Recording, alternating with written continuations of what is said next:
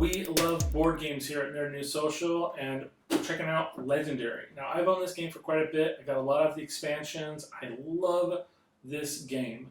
Now, it's made by Upper Deck, and it's a deck-building game, meaning like other games where you basically are adding cards to your hand, you're purchasing them specifically from the set that exists on the board, and you are using them to attack villains and bad guys and gain your goals.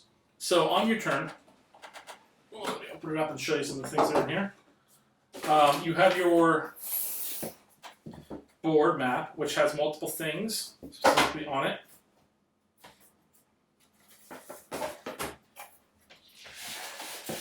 You have the KO area, the headquarters, and the town, wounds, bystanders, schemes, masterminds, S.H.I.E.L.D, hero deck, villain deck. So the way the game works is, as you play the game, heroes will be placed down here on the board, and you will be purchasing them to add to your deck. On your hand starting, you have attacking S.H.I.E.L.D characters and value S.H.I.E.L.D characters. Use the value ones to buy more cards. Some cards you'll buy will specifically be just for attacking. Some will give you additional value. You can also buy Maria cards, which give you more value as you draw them out in your deck. And then you're basically going to be fighting villains that come through here on the board. As you go through here, if they ever escape, they will take out someone from the board and add to the KO pile.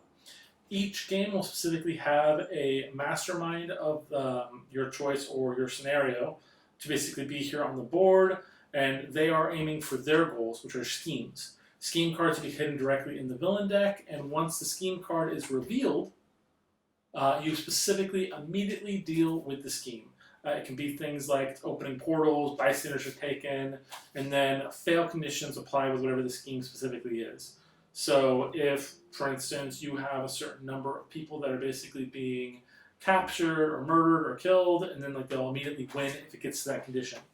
Additionally, you beat the game specifically by killing the masterminds. And the way you do that is that after you have all your attack and your powers, the masterminds are going to have a lot more health than the simple monsters on the board. So once you get enough attack power from buying cards on the deck, you'll use this attack power specifically to attack and kill the mastermind. Now, it doesn't just work once. You can defeat them multiple times, as many cards that are on there, to get the points. Now, additionally, once the game is over, you now count up all of your points. You have your own victory piles independent of others. While yes, this is a cooperative game with regards to taking down the villain, you are specifically trying to win still by having the most points. And the way you do that is by taking out the mastermind the most, taking out a lot of villains the most, saving a lot of bystanders, and those are the main factors you're going into to basically affect it. Now, it's also really important to note that while playing this game, you do want specifically to build yourself a great hand, and some suggestions I can give you for that is to, early in the game, pick up some S.H.I.E.L.D agents, specifically work towards getting those group sets, cards that can basically stack on one another to give yourself additional bonuses and benefits, and then just working your hand that way.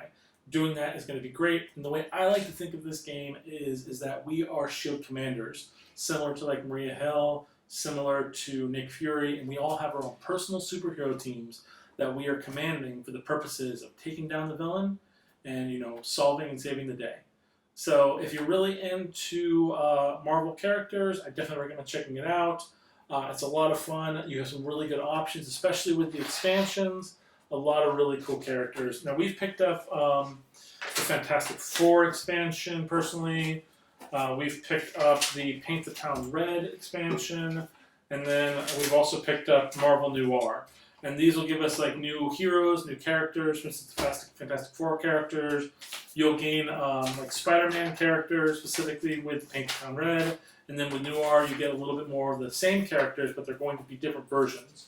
One thing I can highly recommend before you sit down to play this game is there are a lot of companies out there who have made some very specific apps that, in existence, will really help out with the setting up the game. Because when you have all these cards in here, it's very difficult to choose at random what villains, what heroes, what minions are going to be in the game. And so being able to use that app that does all the number crunching for you is incredibly helpful. Thank you guys so much for watching. I highly recommend checking it out, picking up Legendary. It is a beast of a game. It is a lot of fun. And if you're a huge comic book fan, you'll love it. Thank you guys so much. We'll see you guys next time.